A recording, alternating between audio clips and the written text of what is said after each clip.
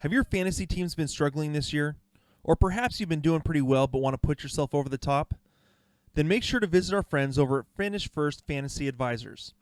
They are the premier one-on-one consulting firm that specializes in providing you with expert support to help guide you to the championship.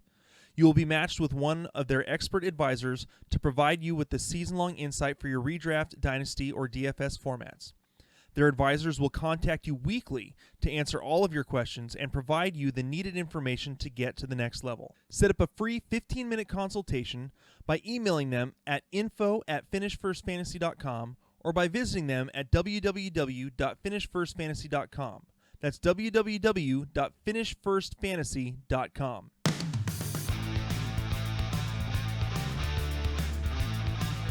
Hello and welcome again to another episode of the SkullKing Sports Fantasy Football Podcast, brought to you by Dr. Squatch Soaps. My name is Ryan Scullard. I am your host. And what a day in the NFL today. Of course, I am a little irritated after watching that Sunday night football game. It's rough to watch your team give one away, especially when you have a 10-point lead at halftime, a 10-point lead in the fourth quarter. Is say all of Russell Wilson's interceptions were bad tonight, all three of them. First three interception game in a while. That being said, great game for fantasy overall for a lot of players. So a lot of big scoring games, lots and lots of injuries again today. So we will be going over the injuries in the headlines. Then we will do our usual Sunday night ritual of going over our Kings and Stings, the best and worst performances of the week, or at least of Thursday and Sunday. And then we will preview the Monday night game, which is the Bears and Rams tomorrow night. So with that, why don't we go ahead and hop into today's headlines. Today's headlines. And, of course, today's headlines are brought to you by the Sleeper app, one of the best apps you are going to find for fantasy football information, highlights, notifications, as well as playing your games on their platform. All right, we will start it off with the injuries. Odell is possibly out for a long time. We're not sure yet the extent of it. What we do know is that he went out of the game with the on the interception. Went to the locker room, said he was done for the day with a knee injury.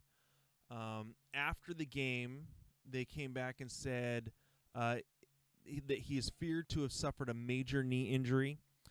He'll have an MRI Monday morning, and perhaps there will be some good news, but early indications aren't good. So we're looking at a possible torn ligament in the knee, whether it's ACL, MCL, PCL. So definitely not good. We'll have to wait to see what happens there. If he goes down, I really think that Donovan Peoples-Jones had a good game today. Rashard Higgins put up a fair amount of points. So we'll see who can take on that role. If Odell is going to miss a lot of time. Next up, Andy Dalton out with a concussion after a dirty hit. The guy ended up getting ejected for it. And so we will see if Andy Dalton can start next week. Even if he can, this offense is in trouble.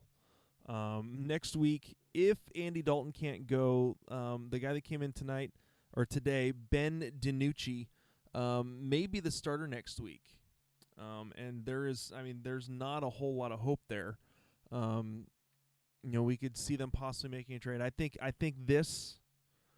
what's happening right now with this offense and with this team, I think may be the straw that breaks the camel's back and forces the Cowboys to sign Dak Prescott to a long-term deal.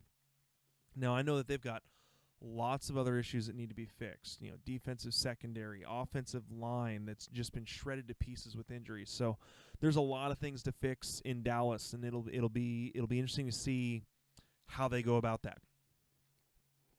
Next up, Jeff Nelson, after a massive day today, suffers a high ankle sprain, likely going to miss multiple weeks, which means it's going to be, Jermichael Hasty and Jerick McKinnon. Jerick McKinnon got almost no play today, which was surprising a little bit. I know that they've kind of taken down his snaps and carries over the last couple of weeks, but Jeff Nelson, after a huge day, is out probably a couple weeks. Deebo Samuel also pulled his hamstring, so we'll have to see how long he is out as well. Brandon Ayuk is doing a very good job stepping in for Deebo so far this year. Next up, Cam Newton gets benched for Jared Stidham in today's loss to San Francisco.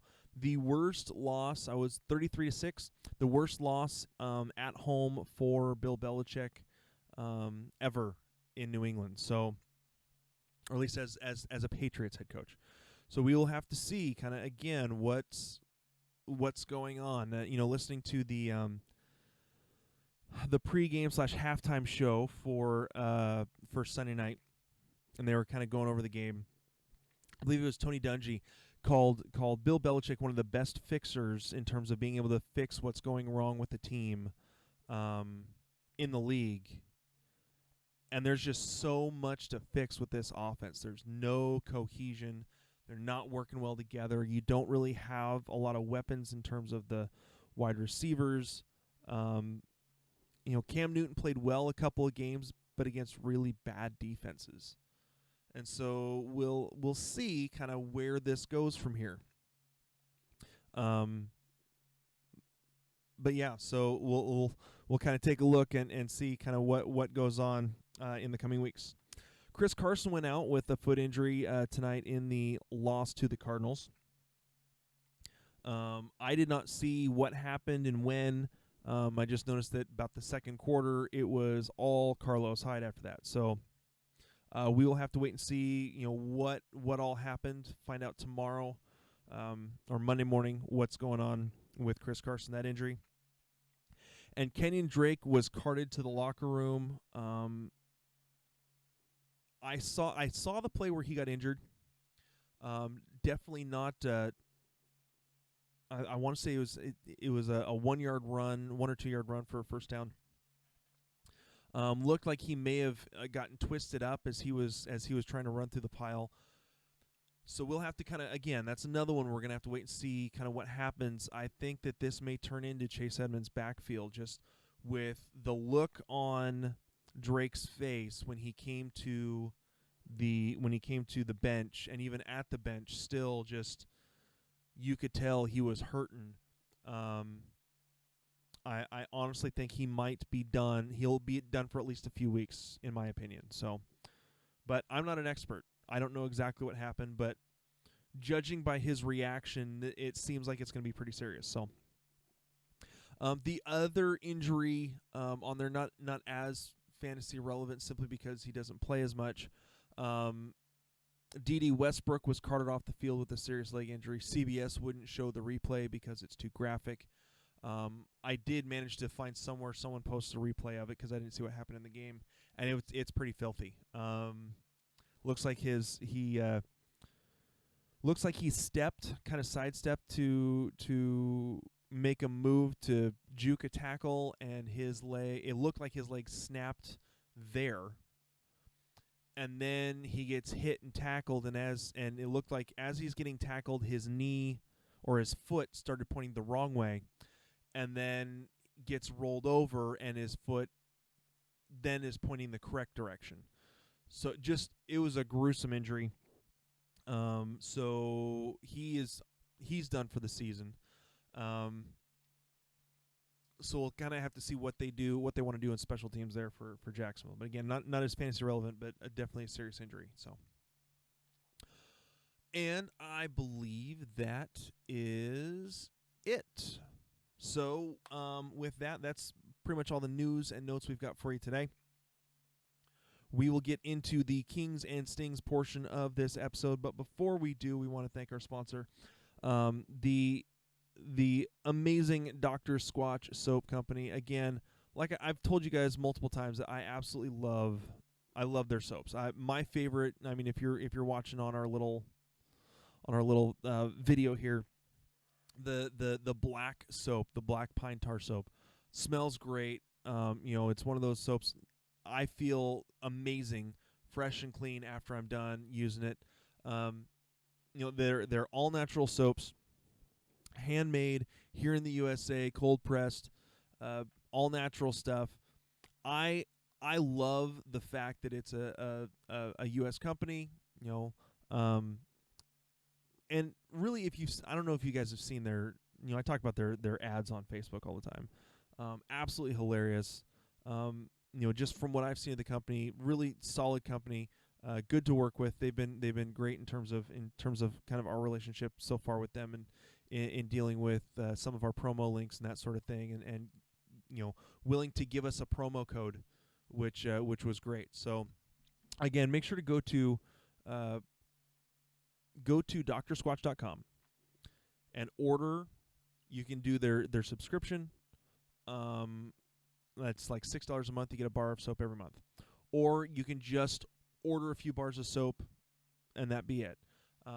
When you go, make sure to order $20 worth.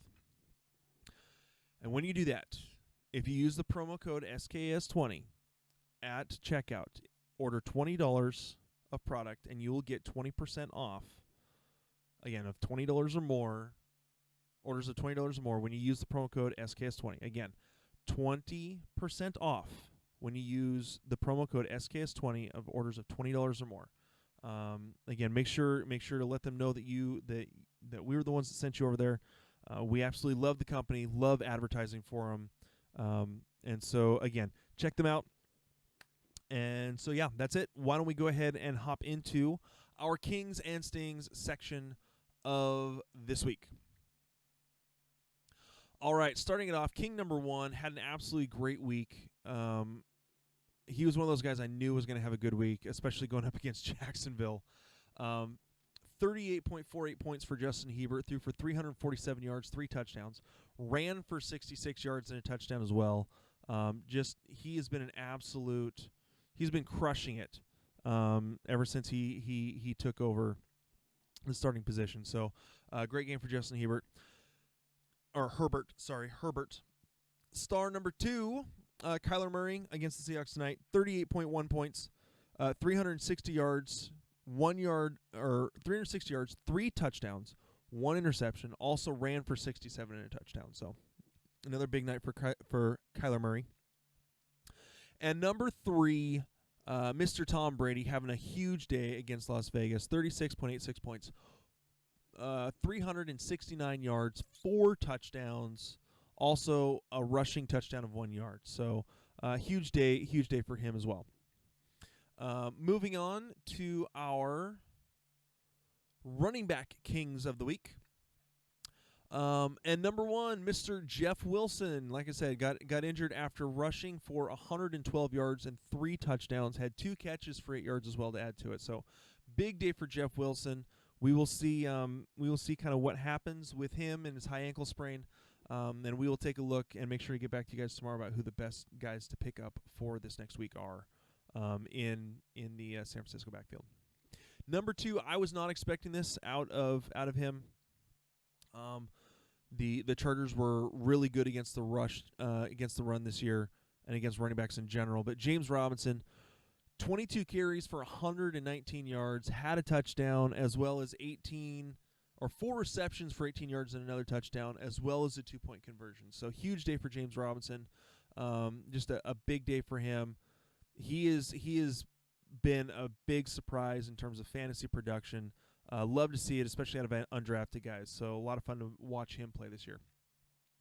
And number 3 in the running backs, Mr. Todd Gurley, 23 carries for 63 yards and 2 touchdowns, as well as 2 receptions for 19 yards. So good day for Todd Gurley going up against that Detroit defense, even in the loss.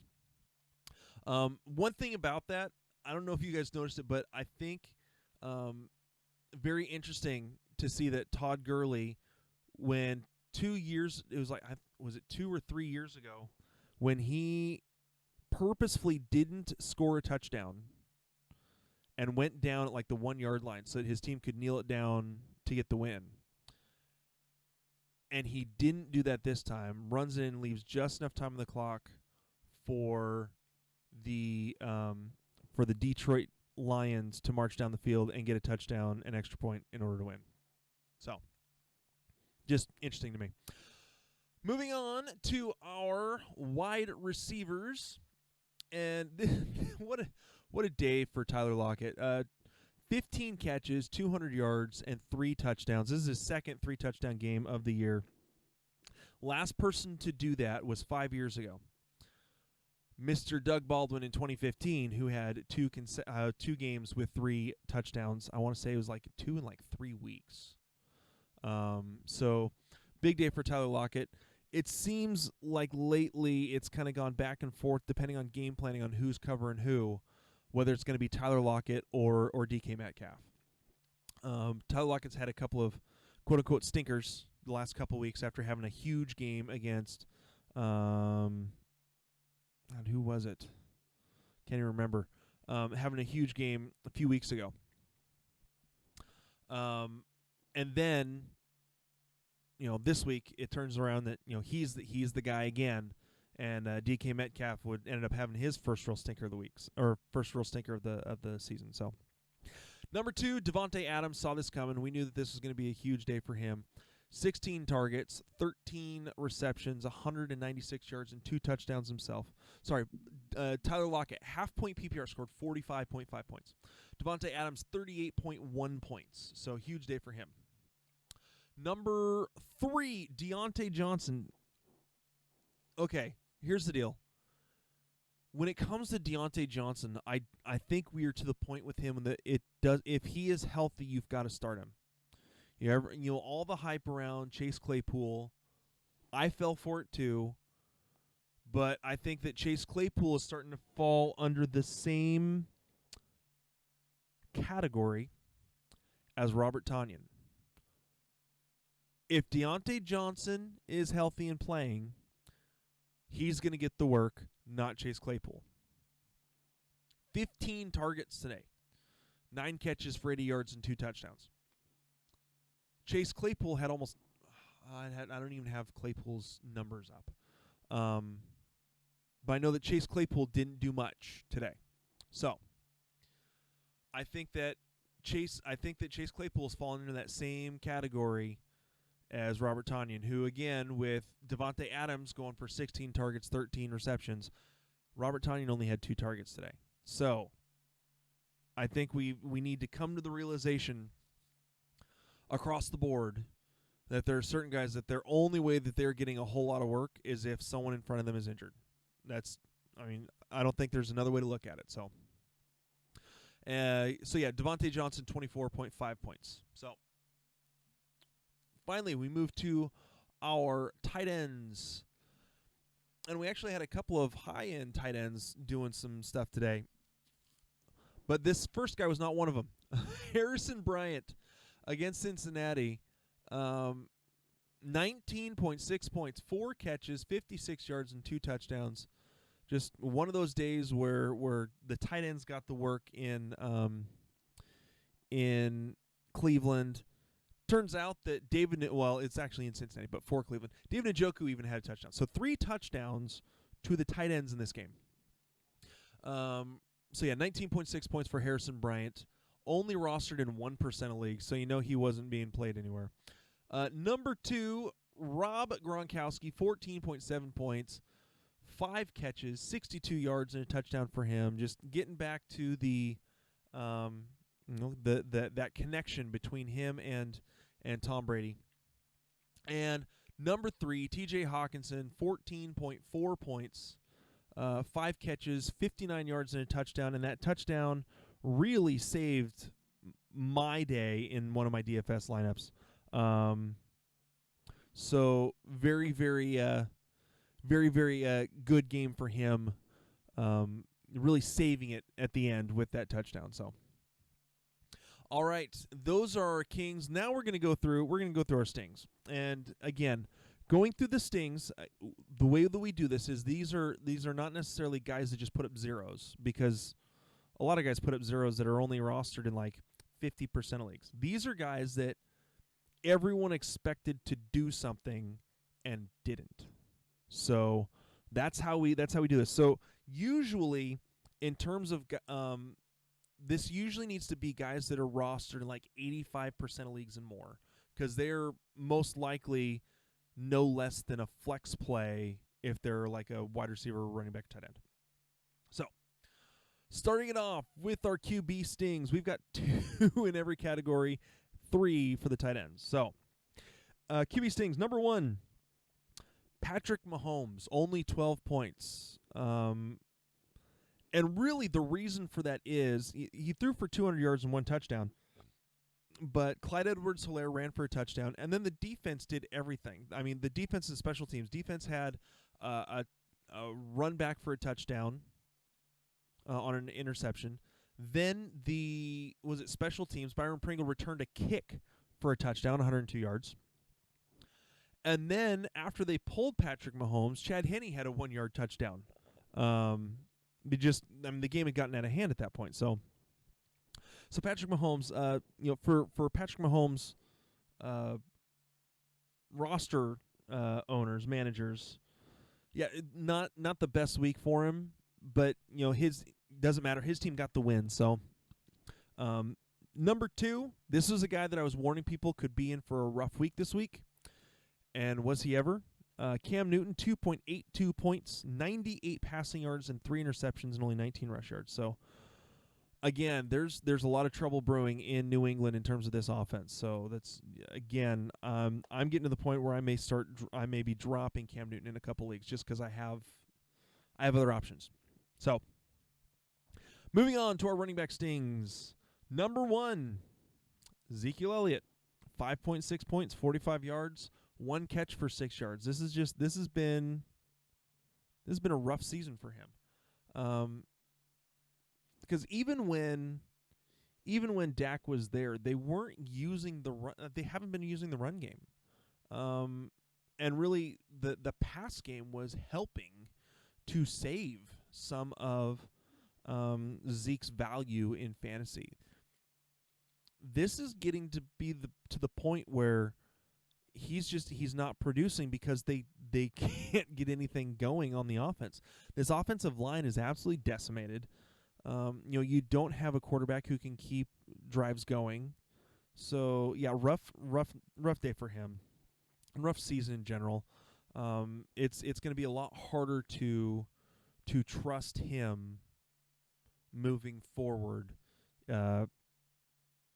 Unless you have no one else. Number 2, another guy that I was warning people about could be in for a rough week, Mr. Josh Jacobs, 4.6 points, 17 yards rushing on 10 carries, and 3 catches for 14 yards. So, again, this is one of those where the stars were not aligned for Josh Jacobs. This was going to be a rough game for him, and so I hope you guys didn't start him unless you absolutely had to. So. Moving on to our wide receivers. We talked about how big of a game Tyler Lockett had. Well, DK Metcalf, 3.3 points, 2 catches for 23 yards, had a touchdown called back because of a holding penalty in overtime. It was just one of those games. Patrick Peterson went up against him. Against the Arizona Cardinals now, in 3 games in his career, going back to last year, I want to say that Metcalf has 3 catches on he had 1 catch for 6 targets last year. This year he has 2 catches on 7 or 8 targets. I think maybe it was 2 catches on 6 targets for DK today. So struggles a little bit against that Arizona defense. I think it's Patrick Peterson who was basically on him most of the night. Although Tyler Lockett got past Patrick Peterson for 2 touchdowns tonight. So. And number two sting in the wide receivers, Mike Evans, 4.7 points, 2 catches, 37 yards. Mike Evans is turning into a decoy for Chris Godwin and Scotty Miller. Scotty Miller, I mean, did not see that coming. Not with Godwin in the lineup. I didn't think that Evans, or I mean that Miller would get that much work with Godwin in the lineup. I mean, Miller ended up being wide receiver 7 on the day. 9 targets, 6 catches, 109 yards and a touchdown. So big day for him. Moving on to our tight end stings. These are just, I mean, 3 of the top. I mean, these guys are all like top 5 tight ends. Jonnu Smith, 1 catch for 9 yards, 1.4 points. Now, mind you, it was a tough matchup. I get that. I just figured that they would target him a little bit more than that, and get him a little more involved. Hunter Henry, 3 catches, 23 yards, but that was on like 7 or 8 targets. Just couldn't bring him in today. Ended up leaving the game early because of getting poked in the eye. Now, again, while he went out because of an injury, that was late in the fourth quarter. He'd already had, again, 7 targets, only 3 catches for 23 yards. So that's why, even though he was injured, I included him in here. And then, again, Travis Kelce, part of that Kansas City game where just the offense wasn't necessarily needed. The defense was doing everything. So 4.6 points, 3 catches, 31 yards. Obviously, that's not, those 3 guys, that's not going to be an everyday occurrence, an every week occurrence. So, all right, so that is it for our Kings and Stings portion of our broadcast. Let's go ahead and move into looking at the game for tomorrow night. And this is definitely going to be an interesting one. There's a lot of people that are really high, or not necessarily high on, but think that David Montgomery should be in for a good game simply because of volume. For me, I actually put him down in my rankings just a little bit for this week. Call me crazy, but the Los Angeles Rams. Oh, here, let's make sure we have the correct. There we go. The Los Angeles Rams have been pretty stiff on defense this year, giving up the 10th least amount of fantasy points to the running back position. They're really tough against wide receivers, giving up the least amount of fantasy points to wide receivers each week. And over the last couple weeks, they have been pretty tough against the running backs. So I'm not as high on Montgomery for this week. That's just me. I don't want Nick Foles as my quarterback. I mean, if you're playing Nick Foles, obviously you're either in a 2-quarterback league or your team has just been struggling because of defense, or it has been struggling because of injuries. So, Allen Robinson projected, again, this is for a full point PPR. I think for half point PPR is projected on Yahoo for about 14.5 points. I think he can get that simply because of the amount of targets coming into this week. He was leading the league in targets. So, I'm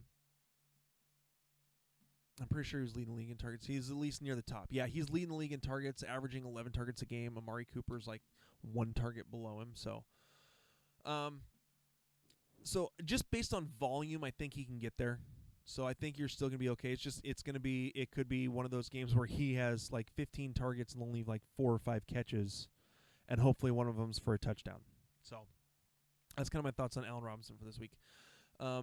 Again, Jimmy Graham, the Rams against, let me find it right here again. The Rams against tight ends are very middle of the pack. That's, if there's a weakness in their defense, it's giving up points to the tight end. Again, I talked about this in the show last week, my sleepers and bust show. Jimmy Graham is getting 11 targets per game, or 11 targets on the season, 1.9, right about 2 a game, in the red zone alone.